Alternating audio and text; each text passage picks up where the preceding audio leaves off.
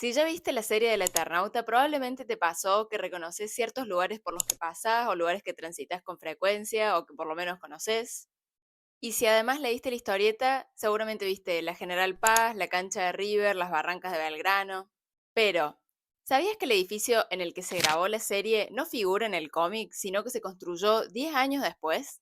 Entonces, ¿por qué será que está ahí? ¿Qué tiene que ver el brutalismo, la ciudad y qué papel juega esta pieza arquitectónica dentro de la narrativa de la serie? Hoy te cuento todo lo que tenés que saber sobre la Torre de Orrego, el famoso rulero de Palermo, el edificio en el que se filmó El Eternauta. Y quédate porque al final te cuento un datazo que no conoces y que te va a hacer reflexionar sobre cómo la arquitectura condensa un montón de significados.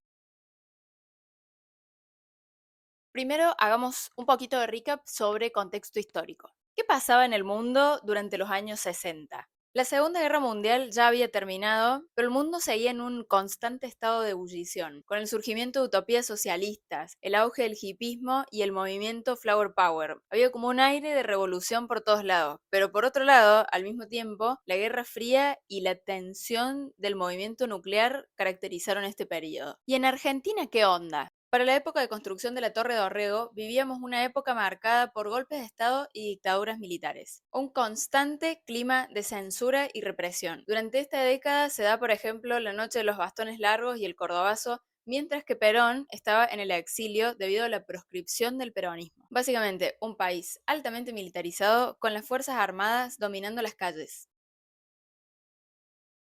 En este contexto es que la cooperativa, con un nombre larguísimo que no me voy a poder aprender, así que lo dejo acá escrito, llama a un concurso para un edificio que albergara a miembros de las Fuerzas Armadas y a sus familias. Este edificio se proponía ser el complejo de viviendas más grande de la Argentina hasta ese momento, a la vez que también tenía como objetivo modernizar el paisaje urbano de Buenos Aires. Y la elección del terreno no es para nada casual, ya que esto estaba a pasos del Regimiento de Infantería número 1, que es uno de los destacamentos más antiguos del país. Esto era una forma de mantener a sus usuarios lo más cerca posible, que iban a ser militares, oficiales y personal estratégico.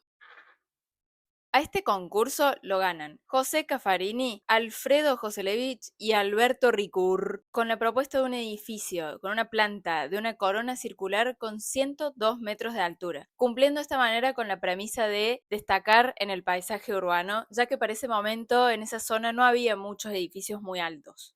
Hasta podríamos llegar a pensar que también fue elegida como una de las propuestas ganadoras porque tiene un poco esto de observar desde las alturas, como ejercer como una especie de vigilancia simbólica, pero bueno, eso ya es como mi apreciación personal. La propuesta tenía un claro lenguaje brutalista, y es que si la idea era generar un punto en la trama de la ciudad cargado de un fuerte valor simbólico, no nos olvidemos a quién estaba dirigido este edificio y en qué contexto histórico se hizo, una propuesta de estas características estéticas claramente irrumpía con toda la imagen arquitectónica de la zona hasta ese momento. Y con total éxito, porque son justamente esas características las que le van a dar después el apodo de El Rulero de Palermo. Y de esa manera se convirtió en una referencia para las personas que transitan en la ciudad. Podemos decir entonces que se trata de un hito urbano. Los hitos urbanos son justamente estos elementos que destacan en el paisaje y que nos sirven de alguna forma como para orientarnos, pero no solamente nos sirven para eso, sino que también construyen identidad y arraigo con la ciudad.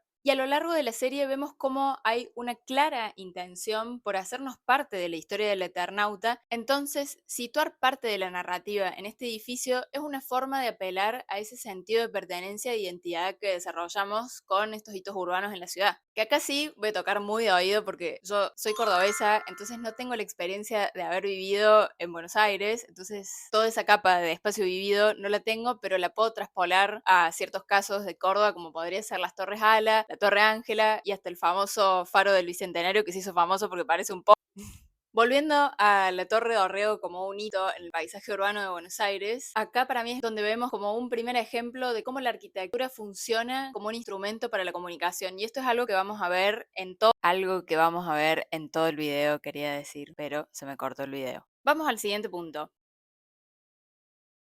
¿Por qué este edificio parece un rulero y qué hace que tenga esa imagen tan peculiar. Esa imagen está dada por su claro lenguaje brutalista. ¿Y qué es el brutalismo y qué tiene que ver con el Eternauta? El brutalismo fue una corriente arquitectónica que tuvo como uno de sus grandes impulsores a Le Corbusier. Pero sobre todo, esta corriente arquitectónica toma fuerza a partir de la Segunda Guerra Mundial porque consolidaba una manera de reconstruir las ciudades después de la guerra de una forma eficaz y eficiente, en un momento en el que el tiempo y el dinero eran recursos más bien escasos. De alguna manera, el brutalismo siempre seguía ciertas corrientes o ciertas ideas utópicas y respondía más bien a las necesidades modernas. Tenía como un principio mucho más ético que estético. Esa era su esencia. Este lenguaje se usó muchísimo en la Unión Soviética, por ejemplo, como una forma de propaganda de la URSS, y se replicó en América Latina también en muchos edificios públicos como una forma de representar modernidad, funcionalidad y sobre todo como presencia del Estado. Su nombre viene dado por el material que caracteriza la mayoría de sus casos, que es el hormigón bruto, béton brut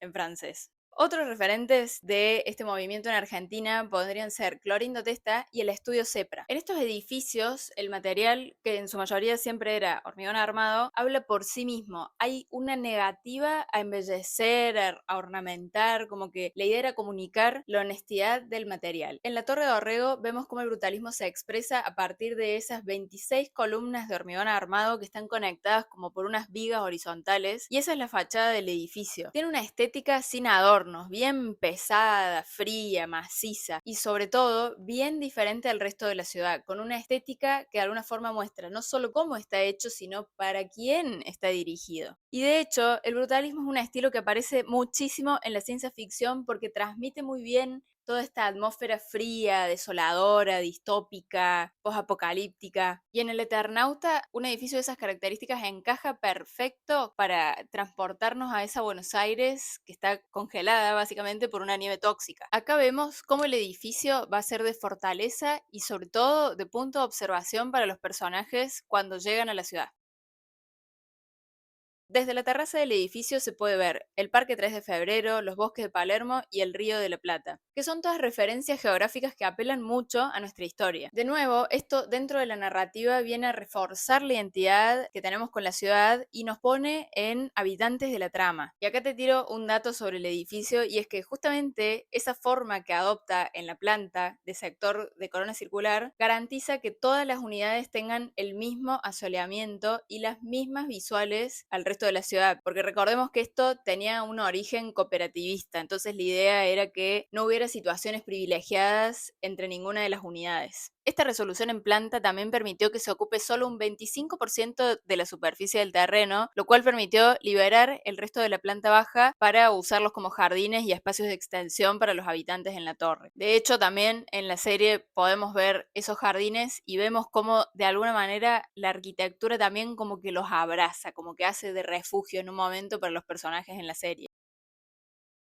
Bueno, ya hablamos un poco sobre los usuarios a los que estaba dirigido este edificio, y si bien a lo largo de la historia fue habitado por multiplicidad de grupos, en su mayoría sus habitantes fueron militares, a tal punto que el mismísimo Viñone, el último presidente de facto en ejercer durante la dictadura militar, vivió en esa torre. Y ahora, el dato que te prometí. ¿Te imaginas quién más vivió acá? Nada más y nada menos que Elsa Sánchez de Oesterheld, la viuda de Héctor Germán Oesterheld, el autor de la historieta del Eternauta que fue desaparecido, al igual que miles de otros argentinos, por la dictadura cívico-militar de 1976. Para el momento de publicación de la historieta, en 1957, en pleno auge de la Guerra Fría, la narrativa implicaba de alguna forma una metáfora a la invasión ideológica y a la resistencia colectiva. Pero durante la dictadura de 1976 se lo consideraba un texto profundamente subversivo, ya que de alguna manera implicaba una crítica al régimen. El autor del Eternauta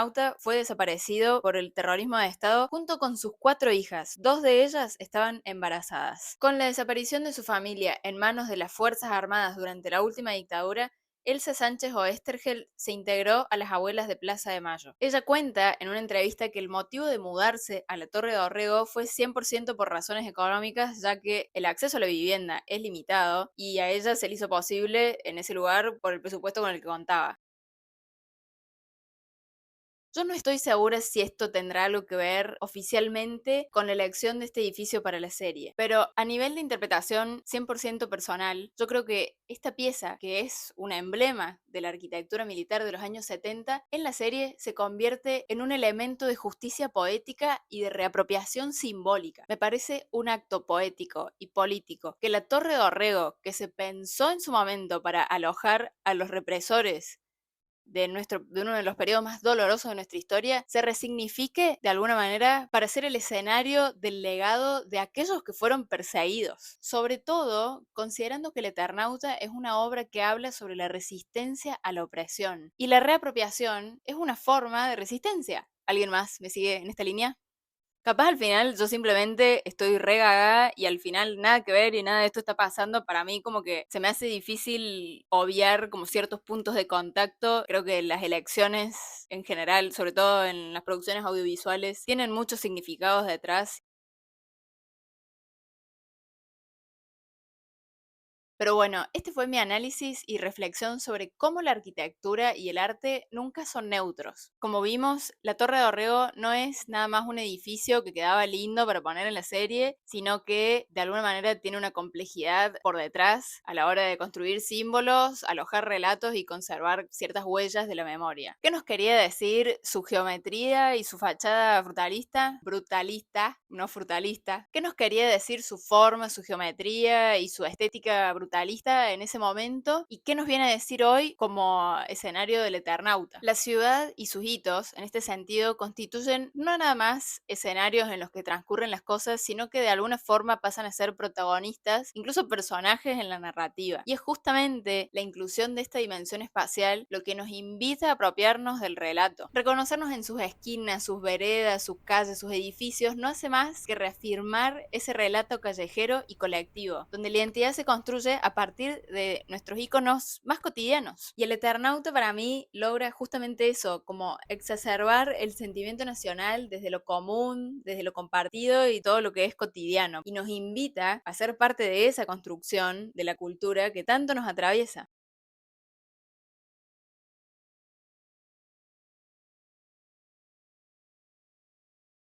Si te gustó, no te olvides de dejarme tu like, tu comentario, suscríbete y seguime en redes para no perderte nada de mi contenido. Y si te quedaste hasta acá, te mando un besazo.